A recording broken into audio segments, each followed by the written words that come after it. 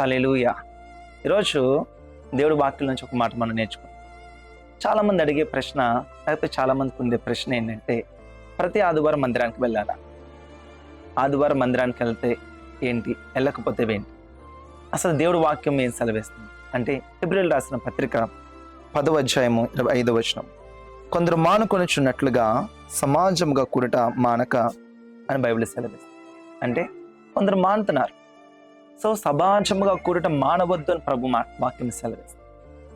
దేవుడు 7 రోజులు మనకి ఇస్తే 6 రోజులు అన్నీ చేసి 6వ రోజు ఆదామును కూడా కలిగచేసి 7వ రోజు విశ్రమించాడు.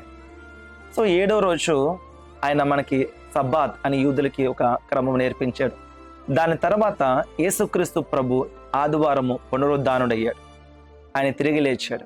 సో కాబట్టి దానిని మనం జ్ఞాపకం చేసుకుంటూ పునరుద్ధానుడైన దేవుని మనం ఆరాధిస్తున్నామని చెప్పి ఆదివారం ప్రతి ఒక్కరు కూడా కూడుకుంటాం. సబబుగా కూడట మానక మనం కూడగా. ఈరోజు చాలా మంది ఆదివారం విషయంలో చాలా అడుగుతుంటారు. నేను కొంతమంది చెప్తాను, అట్లీస్ట్ ఒక సర్వీస్ కన్నా రండి, లేకపోతే ఒక హాఫ్ డే అన్న చూసుకోండి, లేకపోతే ఈవినింగ్ అన్న చూడండి అని చెప్పి. అసలు ఒక ఆలోచన ఏంటంటే, దేవుడు మనకి వారమంతా దేవుడు మనకి ఇచ్చినప్పుడు అట్లీస్ట్ అన్న మాట ఎందుకు వచ్చింది అక్కడ? కానీ ఎట్లా నేను చివరికి వాళ్ళకి అది చెప్తుంటాను. నేను కొన్ని విషయాలు వాళ్ళు బోధించిన తర్వాత అన్న ఇలాగన్నా అని చెప్తుంటారు. సో సరే అయితే ఒక్క సర్వీస్ కానీ అట్లీస్ట్ మీరు రండి అని చెప్పి.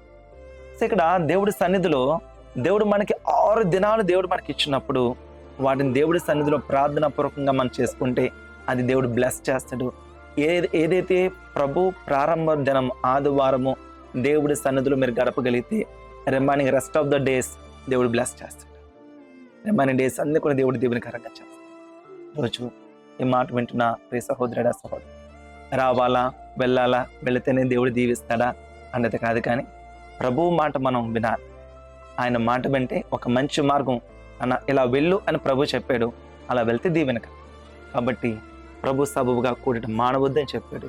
దాన్ని మానకుండా ప్రతి ఆదివారం ఆ డే సాటర్డే నైట్ 12 o'clock నుంచి సండే నైట్ 12 o'clock ప్రభువుదే. ఆ విశ్వాస జీవితంలో మేము అలా పాటించేవారు, అలా నడుచుకునేవారు. మండే మార్నింగ్ ఎంత డిఫికల్ట్ ఎగ్జామ్ ఉన్నప్పటికీ కూడా మేము చదువుకునే రోజులో ఆదివారం రాత్రి 12 గంటల వరకు కూడా మేము బుక్ తీసేవాళ్ళం కాదు. ప్రార్థనలో ఉండేవారం, ప్రభుత్వంలో ఉండేవాళ్ళం, ఎర్లీ మార్నింగ్ లేచి చదువుకునేవారు. దేవుడు ప్రతి చోట ప్రతి దాంట్లో కూడా, నేను డిగ్రీలో కావచ్చు, MBA కావచ్చు, ఫస్ట్ క్లాస్లో దేవుడు నిలబెట్టాడు. మాట సహోదరుగా దేవుడు వాక్యం మనం పట్టుకుందాం. దేవుడి కొరకు మనం బలమైన కార్యం చేయాలి. Right, may God bless you. దేవుడి కొద్ది మాటలు దీవించుగా.